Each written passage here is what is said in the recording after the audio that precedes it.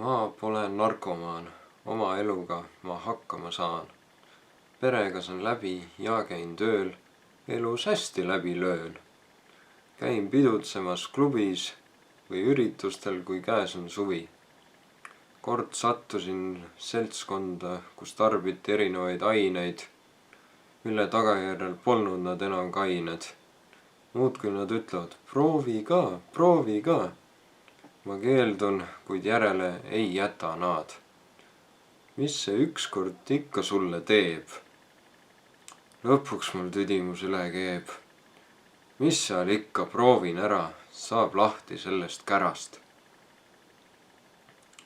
Nüüd olen ma narkomaan ning oma eluga ma hakkama ei saa. Erinevad narkootikumid on mu veres.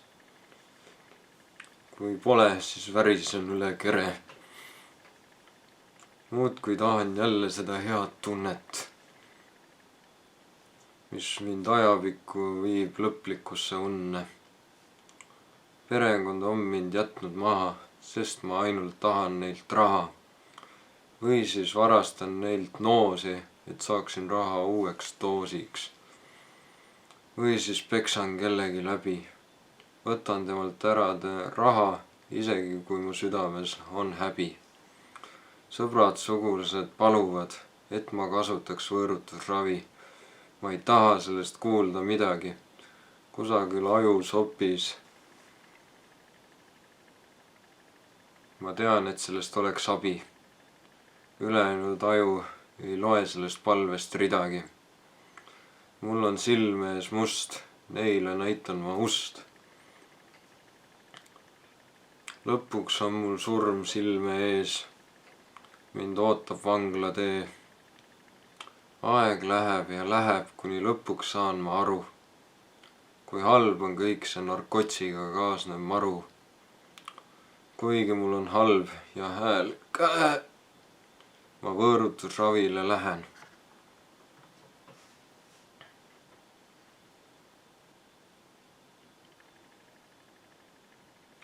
Läheb aega kaua, kuniks kõik narkootikumid kaovad mu laualt. Suhted sõpradega ja sugulastega paranevad, nad mulle toetust ravi jooksul annavad. Nüüd ma pole enam narkomaan, eluga keskmiselt hakkama saan. Väike hirm on mul sees. Narkomaania pole päris kadunud mu seest. Kui järsku satun tarbima jälle, siis on mul normaalse elu hälve. Luuletuse lõpp on käes, ainus mida veel öelda näen. Jätke narkootikumid maha.